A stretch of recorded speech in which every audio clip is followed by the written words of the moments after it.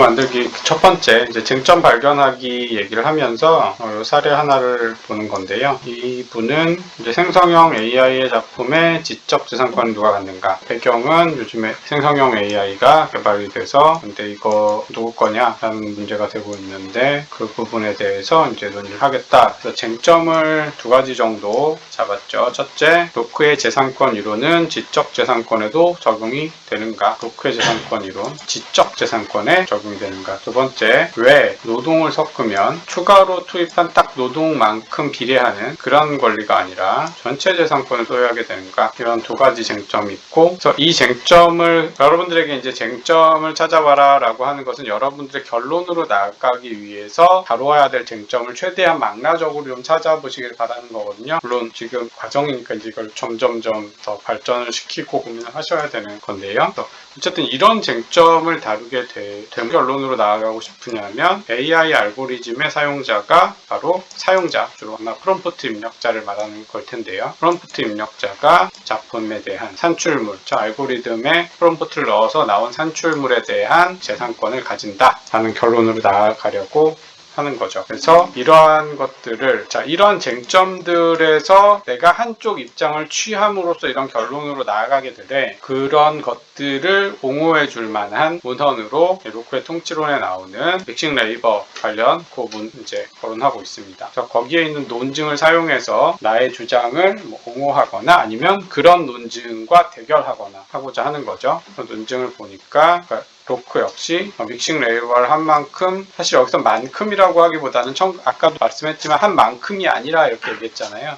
그러니까 노동을 첨가한 대상에 대해서 전체적으로 그 대상에 대한 배타적 권리를 주장할 수 있다는 게 사실은 어떻게 보면 로크의 주장이긴 하죠. 조금 잘못 표현한 것 같은데, 그렇죠? 레이버 믹싱을 해서.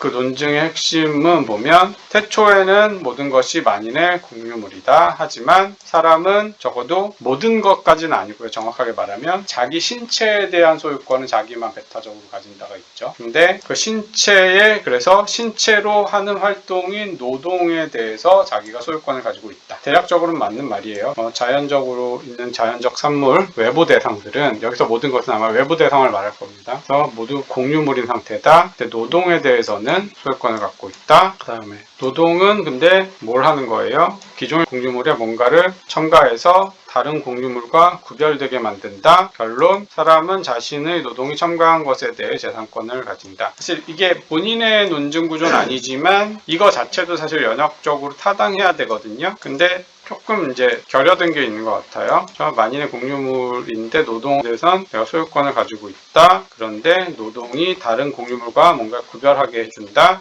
이건 사실 공유물이 아니게 된다는 사실 결론이 돼버리니까 사실 여기에 있기는 좀 그렇고요. 구별이 된다. 근데 재산권을 가진다. 요 사이에 사실 빠진 전제가 좀 있는 것 같지 않아요? 구별되게 만든 사람이 재산권을 가진다. 그게 없는 것 같아요. 그래서 그것까지 하면 전반적으로 이제 비약 없이 어느 정도 타당한 이제 그런 논증을 가진 것 같고, 로크가 그런 얘기를 좀 제대로 못했을 수는 있죠. 사실 그런 게 좀 어쨌든. 그래서 그런 논증을 가져와서 내가 만약에 재산권을 가진다라고 했을 때 로크의 입장을 대전제로 삼고 믹싱 레이버를 하면 그러면 재산권 소유한 거다. 그래서 알고리즘의 소유자는 재산권을 가진다라고 하기 위해서 핵심 논증에 왜 도대체 믹싱 레이버 하면 재산권을 가지지? 라고 했을 때 아마 로크의 입장이 이게 마음에 들었으면 다른 공유물과 구별되게 만들어줬잖아요. 따라서 한다. 그러면 거기에 또 반론을 구별되게만 했다고 해서 전체 사회 이익을 가져다 준 것도 아닌데 그런 거죠. 근데 여기 또 많은 것을 첨가했다라는 것이 기존 공유물의 부가가치를 창출했다. 이런 의미로 하는 거라면 사실 이 전제가 근거가 두 개가 연원으로 연결된 걸 수도 있어요. 공유물에다가 없던 가치를 추가로 창출했고 그 다음에 다른 공유물과 다른 것으로 식별되게 만들기도 한 것이다. 식별 가능성 조건과 부가가치 조건 두 개를 수립하면 하는 것이 바로 노동이고, 근데 바로 그 두 가지 조건을 수립하게 하면 배타적으로 가져도 좋다. 이런 논증이 쭉 있으면 재산권을 가지게 된다라는 논증이 될 수 있겠죠. 어쨌든 이런 로크의 논증을 내가 활용하겠다. 이런 걸 여러분들이 예를 들면 계획서에서 보여주신 거죠.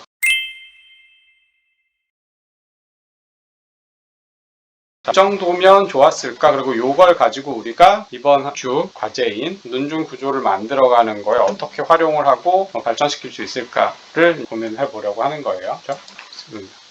수정하려면 어떻게 수정해야 되는지. 자, 이걸 가지고 우리가 어떤 타당한 논증을 한번 구성해 보려고 해요. 뭔가 자료 찾기도 더 해야 되고 하겠죠. 그래서 타당한 논증이란 거는 그러니까 여러분들이 그냥 주장을 하게 되면 저런 뭐 쟁점들 막 생각을 이미 할 때 또 어느 정도 정리가 됐겠지만 여러분들이 어떤 주장을 할 때는 타당한 전제들 사실 있어요. 그걸 잘 찾아내시고 굉장히 깔끔한 논제, 명제 문장으로 정리하는 게 굉장히 중요합니다. 근데 보통 여러분들이 전제가 하나만 생각나는 경우가 많이 있을 거예요. 예를 들어서 내가 낙태를 해서는 안 된다라고 주장을 하게 되면 내가 왜 낙태하면 안 된다라는 입장이지 나는 자기 생각을 잘 들여다보면 표현은 사람이잖아. 저 무고한 사람이잖아. 이런 생각이 딱 드는 거죠. 무고한 사람이니까. 근데 이 명제만 있고 다른 전제를 좀 찾기가 어려울 자 결론을 놓고 빼기를 하는 거예요. 어떻게 보면 태아를 죽이는 것은 그르다 라는 결론을 할 건데 내가 생각한 전제가 태아는 무고한 사람이잖아 만 생각이 났다면 대전제가 뭐였을까 아니면 다른 전제가 뭐였을까 필연적으로 이게 타당한 논증이 되면 뭐가 빼보면 나오는 거죠. 결론에서 전제 하나를 빼봤더니 나머지 하나 대전제가 뭐예요? 무고한 사람은 죽이면 안 돼. 태아는 무고한 사람이라는 생각은 언뜻 났는데 그렇다면 나는 무고한 사람을 죽이면 안 된다고 생각하고 있구나 라는 그 전제까지 찾아내는 거죠. 그러면 완벽하게 타당한 논증이 갖춰지죠. 또는 뭐 나는 태아가 사람이잖아 라는 생각을 가지고 있었어요. 처음에 태아가 사람인지 아닌지 논란이 있는 거 약간 의식하면서 태아는 솔직히 나는 사람이라고 생각해. 마찬가지죠. 대전제는 지금 무고하는 빠졌지만 사람은 죽이면 안 된다 이런 생각이었을 수도 있어요. 근데 이렇게 하니까 첫 번째 전제가 좀 약하죠. 사람은 죽이면 안 되나? 어떤 친구가 정당방위해서 죽이는 것도 안 돼. 정당방위잖아. 그럴 수 있잖아요. 그러니까 정당방위는 그럼 너무 취약해지니까 무고한 사람은 죽이면 안 된다. 이렇게 해야 되겠다. 상대방이 나를 위협하지 않는 그런 어떤 이노센트한 사람일 때는 죽이면 안 된다. 이거는 정당방위 발언에서 벗어나죠. 그리고 태아도 심지어 태아는 아직 누구한테 폐를 끼친 적이 없으니까 무고한 사람이죠. 무고하겠죠. 저 사람인지는 나중 결론으로 하고. 그러니까 태아는 무고한 사람이다. 이렇게 구성하면 깔끔할 것 같아. 하면서 여러분들이 타당한 논증을 만들어 보는 거예요. 일단 내가 하나의 전제를 확실한 걸 찾았다면 직관적으로 일단 그것을 또 결론으로 나아가기 위해서 완벽하게 타당한 논증으로 만들어주는 숨어있는 전제들을 찾아내서 전부 완결된 논증으로 이제 만들어주는 거죠. 그렇게 해서 이제 찾는 겁니다.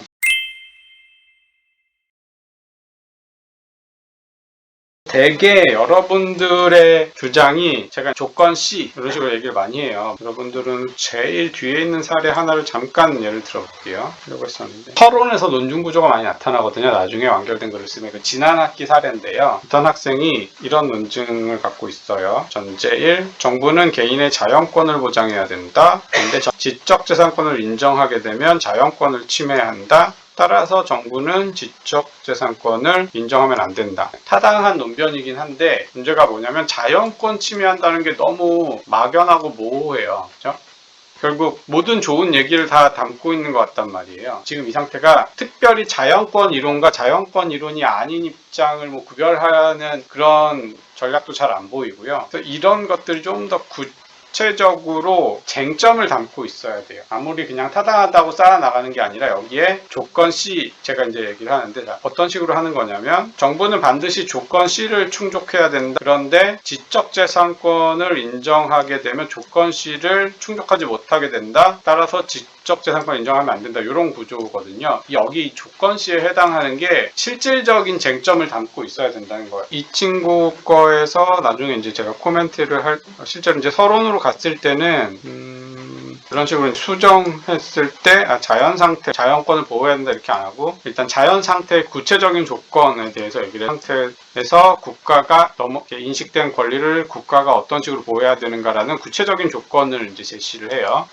절도, 사기 계약이 강제 등으로부터 보호란 한정된 기능만 수행해야 한다라는 그 다음에 그런데 바로 지적재산권을 인정하게 되면 바로 폭력, 절도, 사기, 계약, 강제라는 보호라는 한정된 기능을 벗어나게 된다. 따라서 안 된다. 이런 식으로 좀 구체화를 한 사례예요. 너무 막연하지 않게 이 조건을 잘 설정하시는 게 중요합니다. 되게 여러분들이 줄이고 나면 전제 2개 정도로 축소되는 경우가 많아요. 아주 간단한 논증들은 그걸 다시 돌아와서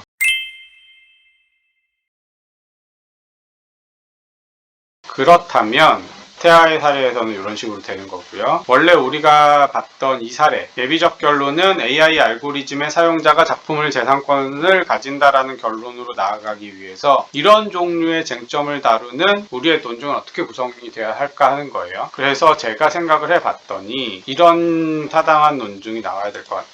보라색으로 제가 했던 결론이 AI 알고리즘의 사용자가 작품의 재산권을 가진다 라고 했을 때 위에 두 쟁점을 잘 다룬 것은 그 쟁점들 중에 하나의 입장을 택하는 거니까 내 입장은 바로 나도 로크처럼 공유물의 노동을 섞은 자가 재산권을 배타적으로 소유하게 된다라는 입장을 난 주장을 할 거고, 근데 이것만 가지고 바로 결론이 안 나오니까 계속 숨은 전제들을 찾아 나가 봐야 되겠죠. 그 중에 하나는 근데 우리가 지금 하려는 거는 그 로크가 상정했던 그런 물건이에요. 유체 재산, 텐저블한 재산, 공유물이라는 건 대부분 서로 못 갖게 되는 거죠. 이 한 사람이 배타적인 소유권을 가지면 그 다른 사람은 그걸 못 쓰죠. 내가 어떤 강을 가져버리면 강에 있는 물을 마실 수도 없고 사용을 못해요. 내가 어떤 땅을 차지하면 그 땅은 다른 사람이 땅에 들어올 수도 없고 거기에 농사를 지을 수도 없어요. 그런 거란 말이에요. 이런 거에는 노동을 섞으면 그 사람이 배타적 권리를 가진다라고 했는데, 문제는 지금 우리가 말하려고 하는 건 지적 재산이라고 하는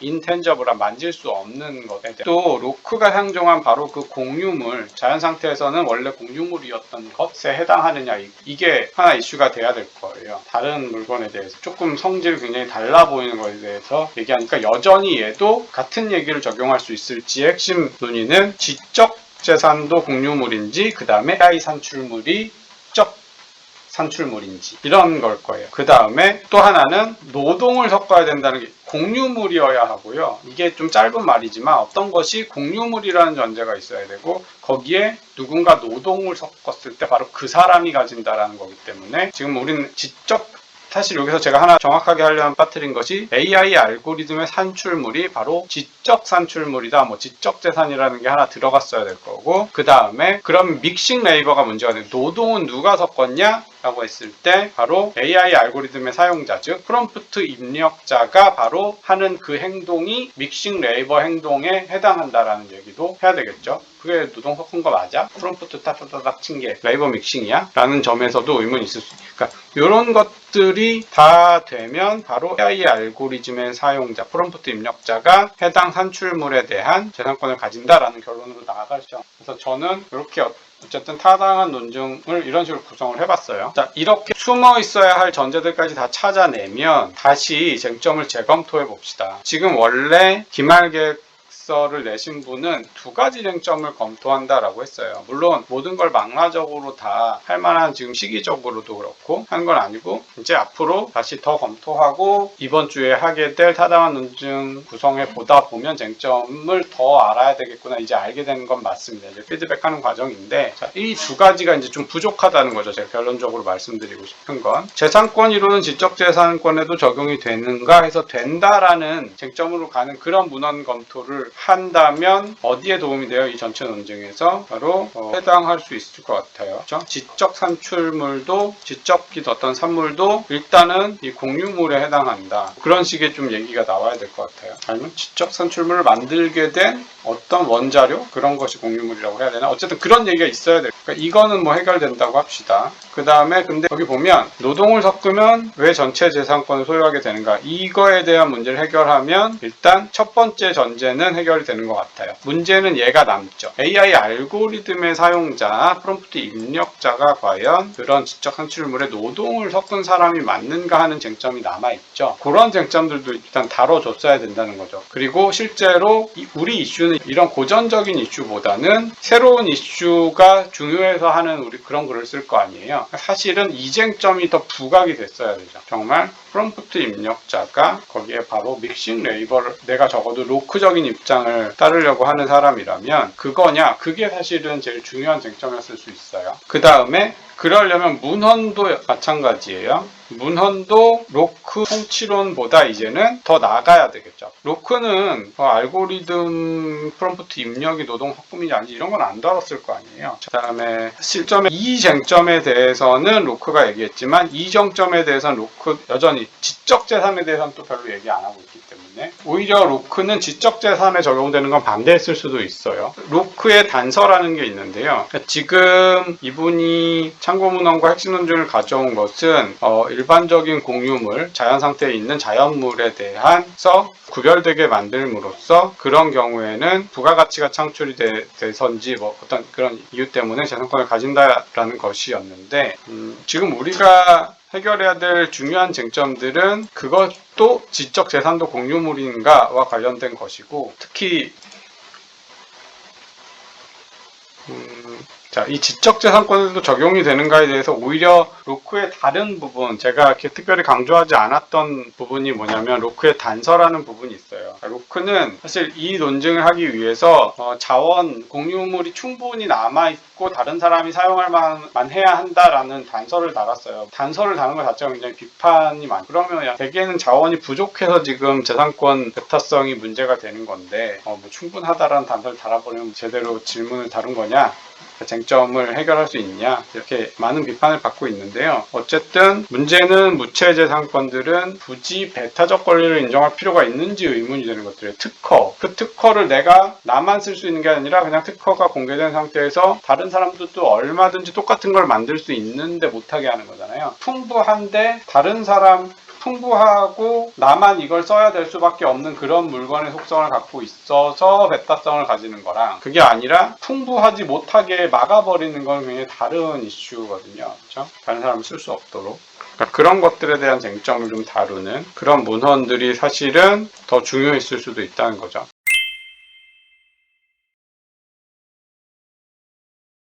그 다음에 뭐 조금 세세하게 보면, 자, 여러분들이 생각했던 쟁점에 여기 외자가 하나 들어갔잖아요. 노동을 섞으면 재산권을 소유하게 되는가는 소유하지 않는다라는 입장과 대립이에요. 근데 왜가 들어가는 순간 이유에 대한 경쟁이 돼요. 노동을 섞으면 전체 재산권을 소유하게 되는가? 라는 질문과 Y라는 의문부사가 들어간 질문은 이유들을 물어보는 게 되거든요. 왜 소유하는가? 라는 이유 때문에 소유해, 이유 때문에 소유해, 이렇게 될 수 있으니까 본인이 생각하는 쟁점에 따라서 이런 표현들도 조금 조심스럽게 써주실 필요가 있어요. 그런 게 하나 있고, 이렇게 해서 여러분들이 이제 타당한 논증을 만들고 쟁점들도 조금 더 채워나갈 필요가 있다. 그리고 더 중요한 쟁점이 다른 데 있다면, 만약에 예를 들어서 사실은 이쪽이 중요하잖아요. AI 알고리즘 이슈에 우리가 집중한다고 한다면 지적재산에 집중하는 것도 아니고, 지적재산에 대한 논의도 이미 나는 끝났는데 과연 AI 알고리즘이 지적재산인가와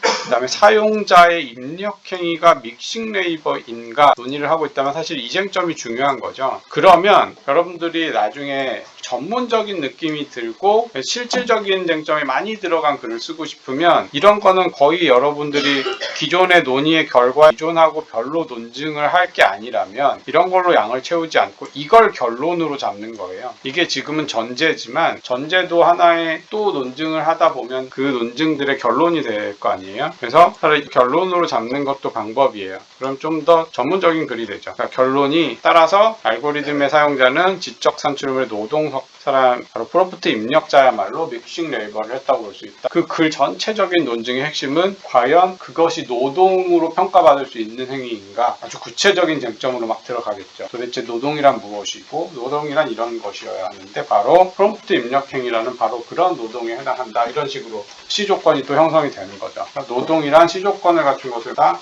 조건 C를, 근데 프롬프트 입력도 바로 그런 조건 C를 축적하고 있다. 따라서 알고리즘 사용자의 프롬프트 입력 행위는 노동 섞음 행위에 해당한다. 이런 식으로 갈 수도 있어요. 이런 것들이 좀 무의미한, 내가 봐도 별로 내가 할 얘기가 없고 그렇다면, 근데 이것만 얘기하면 좀 이 얘기 이 사람 왜 해? 라고 할 때 바로 하는 게 서론이에요. 서론에서 내가 이 얘기만 하는 배경을 다 설명을 하는 거죠. 나는 로크적인 입장 다 따르고 있고 그 다음에 지적재산도 또 공유물이라고 생각해. 그런데 거기에 노동에 기여하는 게 누구인지에 대해서 여전히 의문이 있어. 그래서 바로 나는 이 논문에서 바로 노동 믹싱 레이버를 그 대상에 한 것은 바로 알고리즘의 프롬프트 입력행위라는 것을 논증할 거야. 해가지고 그냥 백그라운드 설명을 잘해주면 돼요. 그러고 오로지 나는 노동 섞음에 대해서만 아주 그냥 면밀하게 검토를 하면 더 글이 훨씬 더 전문적으로 보이거든요. 그렇게 나가시면 됩니다.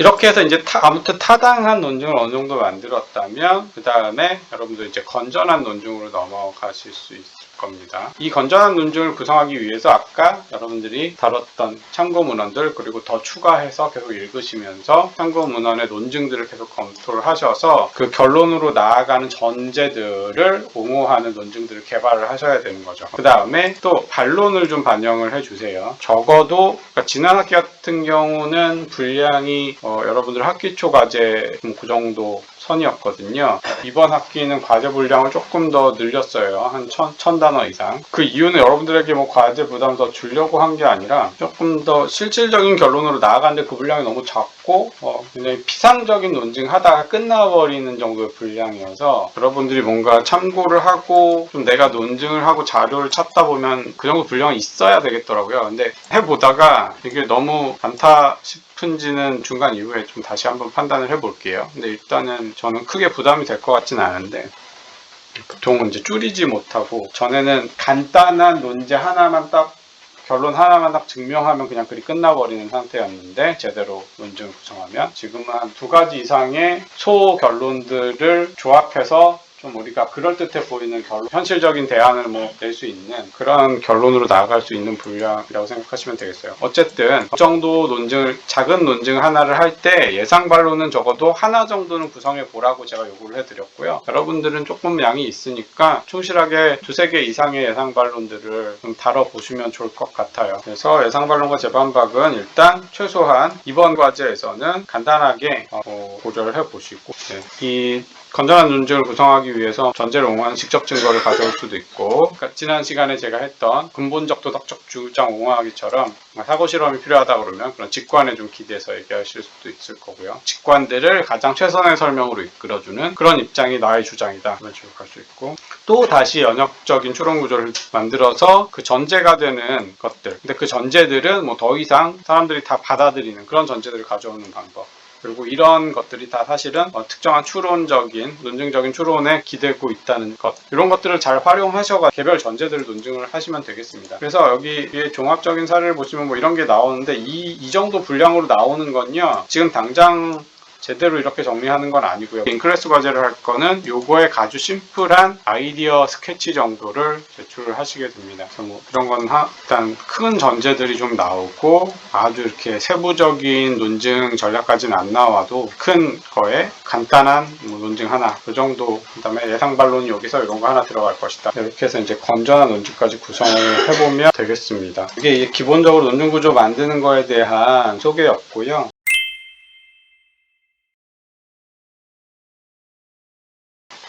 종합에서 지난 학기에 썼던 제 과제 하나에서 이런 식으로 이제 써오는 경우가 있는데 어떤 식으로 수정하면 좋을지에 대해서 좀 잠깐 설명을 드릴게요. 그 사례 1, 4번 종합의 사례 1을 한 2분 정도만 읽어보세요.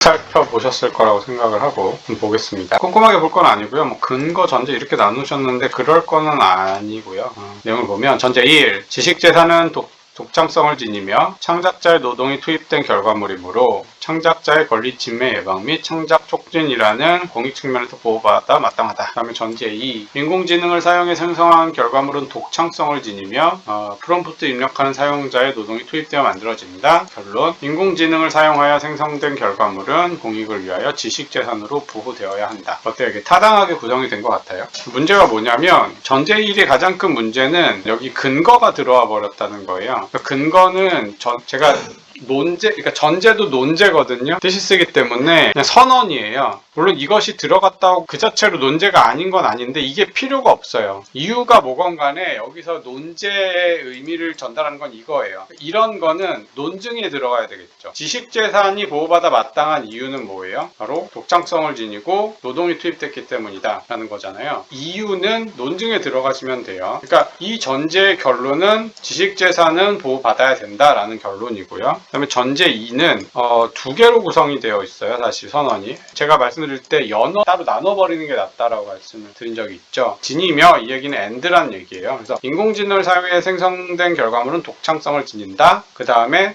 사용자의 프롬프트 입력자의 노동이 투입되었다. 두 가지 사실을 증명하고 있어요. 그래서 전제가 하나임에도 불구하고 결국 이렇게 근거일 전제 1, 근거일 전제 2, 근거랑 전제를 나누는 건 좀 좋은 게 아닌데 어쨌든 두 개로 결국 나눠버렸죠, 논증이. 이거는 연역적인 게 아니라 그냥 별개로 논증을 하고 있는 게 돼버렸어요. 전제들이 이 전제 2를 위한 소전제들이 이거를 논증하고 이걸 논증하는 걸 따로 나누어 버린 거죠. 그래서 결론은 바로 인공지능을 사용해서 생성된 결과물은 지식재산으로 보호되어야 한다. 이 결론 문장도요, 공익을 위하여 이것도 사실은 근거들이거든요. 공익을 위한다면 보호되어야 된다. 근데 공익을 위하고 있다. 사실 이런 게 섞여 있는 거라서 이런 목적 문장 같은 경우도 논제에는 다 필요가 없어요. 그냥 내가 하고 싶은 얘기는 그거잖아요. 그게 뭐 어떤 목적이건 그건 다 근거에 해당하는 거고, 결론은 뭐냐면 어쨌든 인공지능 결과물도 지식재산으로 그냥 보호해야 된다는 거잖아요. 그렇죠? 뭐 공익을 위하지 않는 경우에는 안 해도 좋다. 이런 얘기를 할 거면 이건 이제 조건이 너무 복잡해져요. 그러니까 그 한정 구체적인 공익을 위하여라는 말을 하지 않고 객관적인 조건을 붙여서 이런 경우에는 보호돼야 된다. 이런 얘기를 할 수는 있겠지만 어쨌든 이 전체 논증의 목표는 그러니까 인공지능 사용 결과물을 보호하는 것이 결국 공이 좋아서 그래서 보호하는 거기 때문에 이런 말은 없어야 돼요. 공익을 위하냐 아니냐. 선언하고자 하는 건 아무튼 지식재산으로 보호돼야 된다는 거죠. 그렇고 그래서 이런 것도 이제 다 빼주시고 이게 논증에 들어가야 돼요. 그러니까 왜 보호받아 마땅하냐? 독창성이 있고 노동이 투입됐기 때문에.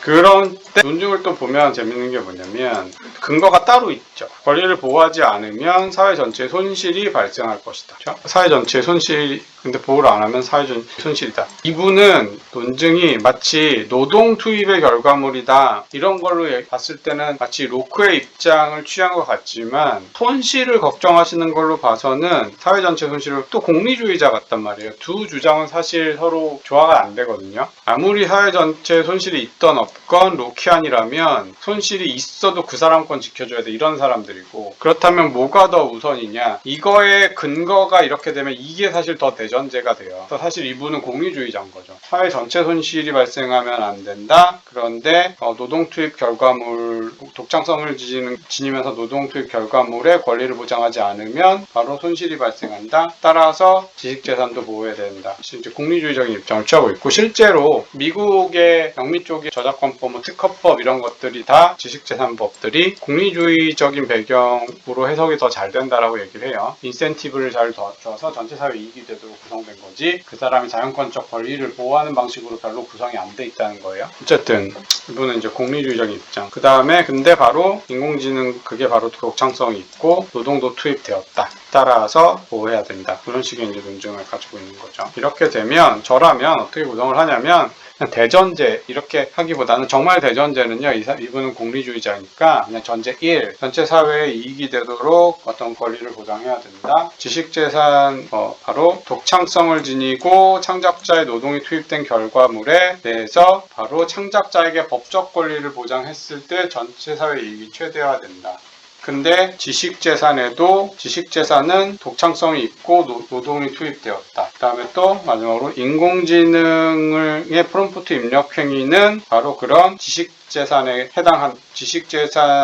산출하는 행위에 해당한다. 그런 식으로 이제 구성이 돼야 되겠죠. 그런 사안들을 다 논증을 해서 결론으로 나아가는 그런 입장이라고 할 수 있습니다. 그런 식으로 좀 정리를 해주시면 좋겠어요. 핵심 포인트는 전제 문장에서 근거를 자꾸 이렇게 뒤섞지 마시고 근거는 전제를 위한 논증을 보내거나 그 다음에 이제 결론을 미리 이렇게 가져오지 마시고 전제들을 구성해서 결론이 나오도록 구성을 해야만 했던 얘기를 또 하고 중복돼서 막 논증하고 이런 게 좀 방지가 될 수 있어요.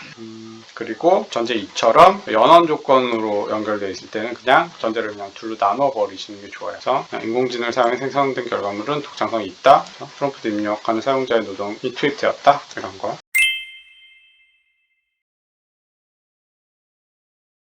제가 좀 여러분들이 많이 잘못하는 논증 대표적인 거 하나만 오늘은 설명하고 끊을게요. 그 사람이 소유권을 갖고 있다고 하고 있죠, 지금. 이 예를 여러분들 좀 단순화해 볼게요. 공유물 A라고 합시다.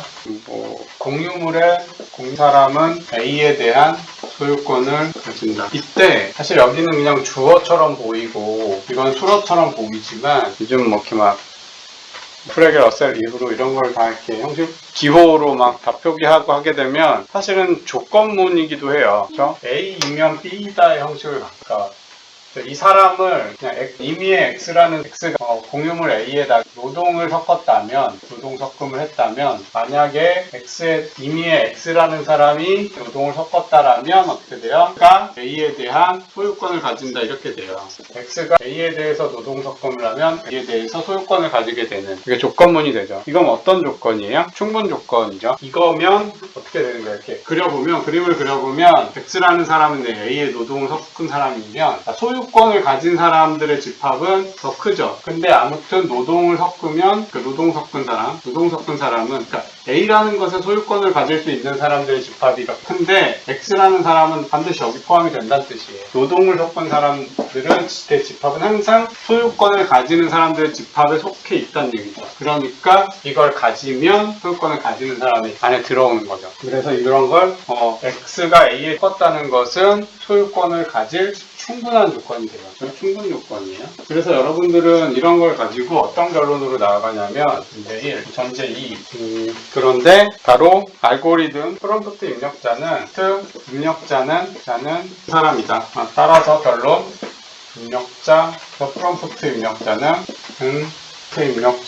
져진다 이렇게 되죠. 근데 여러분들이 뭐 이렇게만 논증을 하면 상관은 없어요. 프롬프트 입력자가 소유권 가진다라는 얘기를 하는데 여러분들이 이제 임플리케이션이라고 하는데 함축을 어디까지 가냐면 그래서 이런 임플리케이션을 어디까지 가지 누가 있죠? 프롬프트 입력자 말고 달리나 미드저니 소유자들, 알고리즘 개발하는 회사는 그러니까 따라서 회사는 가지지 않는 소유권을 가지지 않는다. 이런 생각을 그러니까 이 사람들이 소유권이란 원래 뭐 배타적인 거니까 배타적으로 가졌네 회사는 안 가진다 이런 것까지 논증을 하는 경우가 있어요. 저는 이런 논증을 하려고 이런 논증을 세우는 경우가 있어요. 근데 그게 안 된다는 거예요. 이렇게 하시면 안 돼요. 왜냐면 이게 충분 조건이어서 그래요. 아직 얘네 뭐예요? 여기가 남아있죠. 얘네들도 소유권 가질 수 있어요.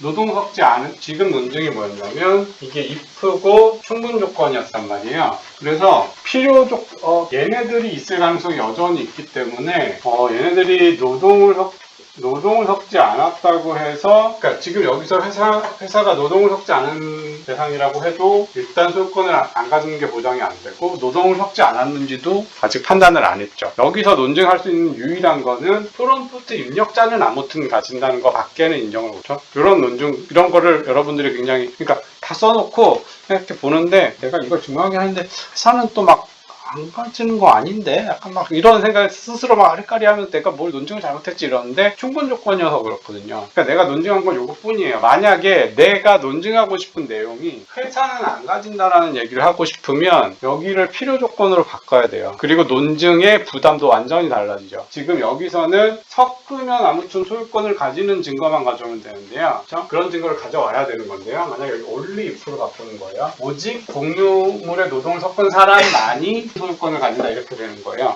그러면 어떤 그림이 되냐면 이게 바뀌어요. 그래서 이런 형태가 안 보일 수도 있는데 노동을 섞은 사람 집합이 소유권을 가진 사람 집합보다 커져버리죠. 노동 섞은 사람들만이 소유권을 가질 수 있죠. 그렇죠? 소유권 가진 사람들 중에 노동 섞지 않은 사람이 이제 없게 됐어요. 다만 노동을 섞었다고 해서 다 소유권을 갖는 건 아니에요. 이렇게 되면. 하지만 노동을 섞어도 섞긴 해야만 가져요. 그게 필요 조건이죠. 필요한 조건이지만 아직 충분하지가 않죠. 그래서 이게 남아버리기 때문에 문제는 이런 논증에 대한 여러분들이 증거나 논증을 찾았다면 이 사람이 실제로 소유권을 가진다는 것까지는 증명을 못하고 가질 필요 조건 정도만 지금 충족했다는 것밖에 증명을 못하는 상황이고 그래서 이런 논증이라면 오직 공유물의 노동을 섞은 사람만 가질 수 있어. 이런 근거를 여러분들이 갖고 왔을 때 또 프롬프트 입력자는 그러니까 가져 이렇게 가면 또 논증이 오류가 돼요. 다만 이런 논증은 어떨 때 유용해요? 회사는 못 가져 뭐 이런 얘기 하고 싶을 때 회사는 노동을 섞지 않았거든 그러니까 아무튼 소유권은 이렇게 돼요. 필요 충분 조건이라는 게 두 가지를 다 요구하는 때는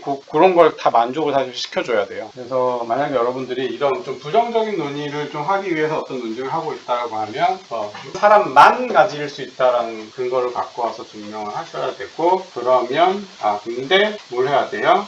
회사는 노동을 섞지 않았다라는 걸 증명하셔야 되고 그럴 때만 회사를 배제시킬 수가 있는 거고 제가 하고 싶은 얘기가 입력자가 가진다라고 하려면 충분 조건이라는 거나 아니면 다른 필요 조건이면 필요 충분 조건이 될 때까지의 어떤 논증을 다 하시고 그러니까 걔는 가져야 된다. 그러니까 얘는 노동을 섞기만 한 게 아니라 노동을 섞고 동시에 그것이 창의적이어야 한다거나 뭐 그런 식으로 해서 그러면 필요 충분인 조건이 되도록 구성을 충분히 해주시고 그러니까 프롬프트 입력자가 뭐 갖추게 된다. 그런 식으로 해주셔야 된다는 거예요. 이런 여러분들이 대표적으로 논증이 뭔가 했는데 막 많이 비어 보이고 그런 것 중에 대표적인 게 이거예요. 되게 필요 충분 조건을 좀 혼동해서 가만히 보고 있으면 되게 핵심적인 게 증명 이 사람을 배제할 수가 없는데 이 사람이 막 이 논증을 충분 조건 논증을 해놓고 배제하는 논증을 확 나가버리는데 사실 근거가 없는 거죠. 이 사람이 있다라고 했지 이 사람이 없다는 근거는 하나도 못 댔는데 갑자기 막 비약을 하고 있는 그런 경우가 많으니까 주의하면 좋겠습니다.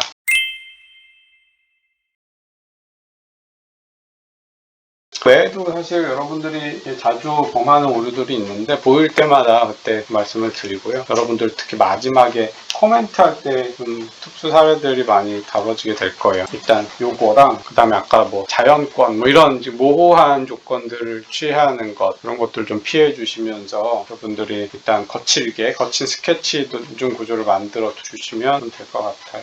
잘 이해되세요? 이거는 쓰다 보면 꽤 많이 문제가 돼요. 이거 없기 시작하면 내가 한 게 하나도 없게 되는 경우도 많아요. 이 사람이 가진다고 저 사람이 안 가진다 증명한 것도 아니고 약간 그렇게 되는 거예요. 단서 이런 거 생각하면 사실 지적재산권 문제 같은 경우에는 단서 문제랑 공리주의로 가기가 되게 쉽고 이게 재산권 맞나 이런 생각이 들기 시작하죠. 그러면 이게 뭐 나의 진짜 자연적 권리가 아니라 이거 진짜 인센티브 문제구나 이런 생각 들기도 하고 그러다 이제 해결적인 입장으로 가는 것도 의미가 있는 것 같고 저작권이라면 저거 특허는 모르겠고 나의 뭐 소설 이런 거는 정말 재산적 가치보다도 나의 인격이 들어가 있는 그런 거라 이게 보호하는 거 아닌가? 뭐 이런 생각이 들기도 하고 조심해야 되는 게 제가 그 해결적인 관점 소개할 때 슈레더 입장을 아주 간단하게만 소개했는데 그게 뭐냐면 사실 해결리안적인 입장이 되면 공동체주의적인 거지 로크적인 뭐 그런 게 아니거든요. 거기에서 나온 어떤 그런 종류의 인격인데 어쨌든 그 인격을 보호하는데 재산적 가치를 보호해주려는 게 전혀 아니거든요. 애초부터 인격을 보호하려고 한 거지. 그렇죠? 그러다 보니 인격을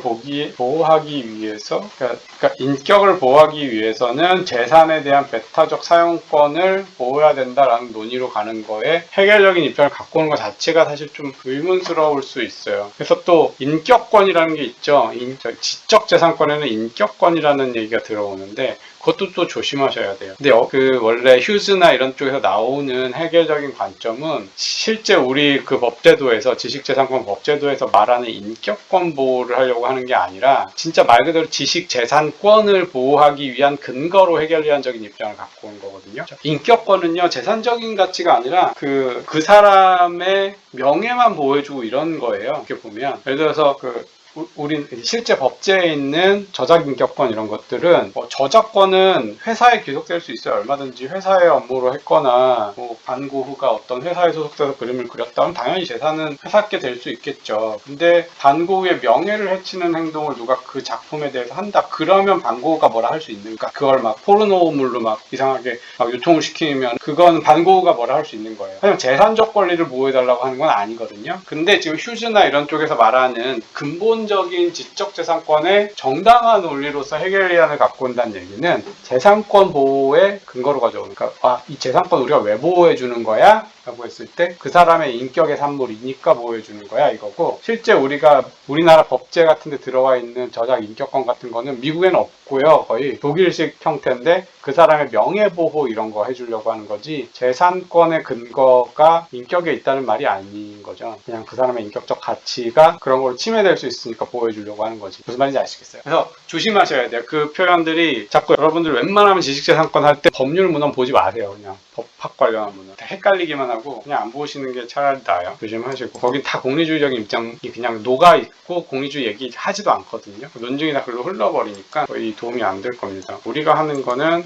현행 법제를 설명을 하려고 하는 게 아니니까 그거에 정당한 근거를 찾는 거지. 이렇게 하시면 되겠습니다. 네, 여기까지 하시고 수고하셨습니다.